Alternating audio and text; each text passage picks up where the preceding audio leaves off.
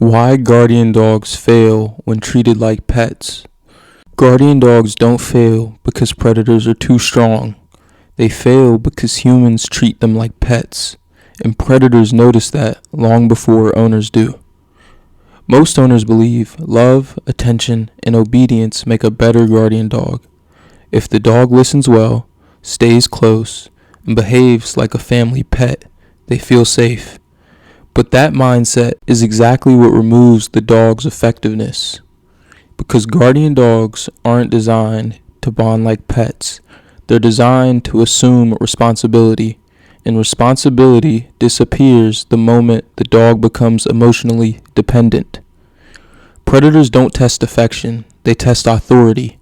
They watch where the dog sleeps, what it prioritizes, who it checks in with. A guardian dog that constantly looks to humans for direction isn't guarding, it's waiting.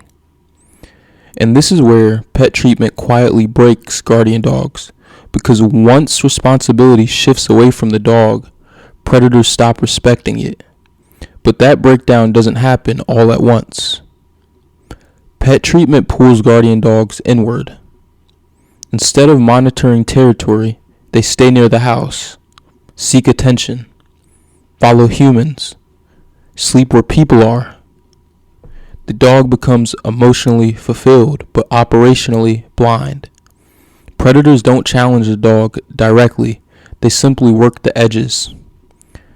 Affection isn't the issue, priority is.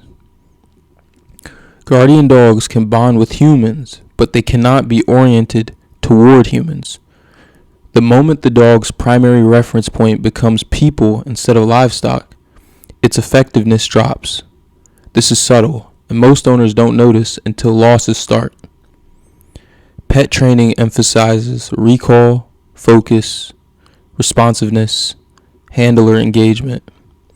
Guardian dogs were bred for independence, delayed reaction, environmental awareness. When you train a guardian dog like a pet, you suppress the exact traits that make it valuable.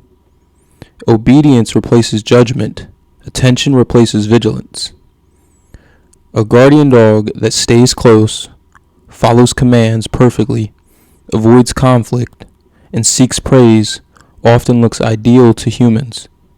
To predators, it looks non-authoritative. The dog isn't claiming territory, it's sharing it. Pets operate in small emotional spaces. Guardian dogs operate in large physical ones. When treated like pets, patrol routes shrink, scent placement disappears, perimeter awareness fades. Predators don't see this as weakness, they see it as an opportunity.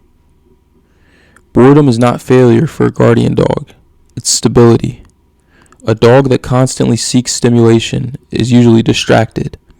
A dog that can remain calm, still, and neutral is usually ready. Pet culture teaches that dogs must be entertained. Guardian work requires the opposite. Guardian dogs mature slowly, mentally and emotionally. Overhandling, overtraining, and over-socializing delay that process. The dog never learns to trust its own judgment, because humans intervene too early and too often.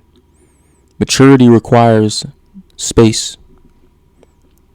Pet dogs escalate emotionally. Guardian dogs de-escalate strategically.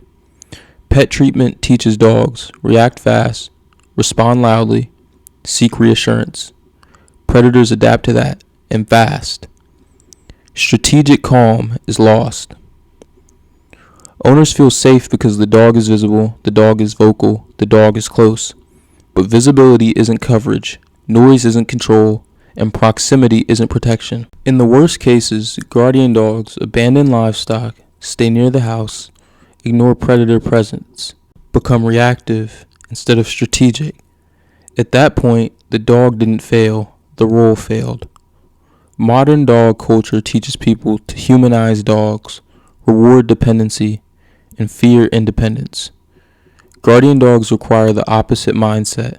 That conflict is why so many LGDs are mislabeled as bad dogs and sometimes rehomed. They weren't bad, they were misused. Guardian dogs fail when treated like pets because pets are protected. Guardians are responsible. The moment a guardian dog stops owning its space, predators reclaim it. The most effective guardian dogs aren't loved less, they're trusted more. Guardian dogs don't react randomly. They react on information that you don't have yet. They hear movement long before you do, smell disturbance long before it's visible, and read the land in ways humans can't. When an LGD pauses, stares into the dark, or marks certain places, it's not guessing, it's asserting awareness and ownership. The moment owners learn to trust that process instead of interrupting it or treating the dog like a pet, the guardian steps fully into its role. Effective LGDs aren't controlled into working, they're trusted into responsibility. If you enjoyed this video or if you learned something new, make sure to like, comment, and subscribe. Thank you for watching.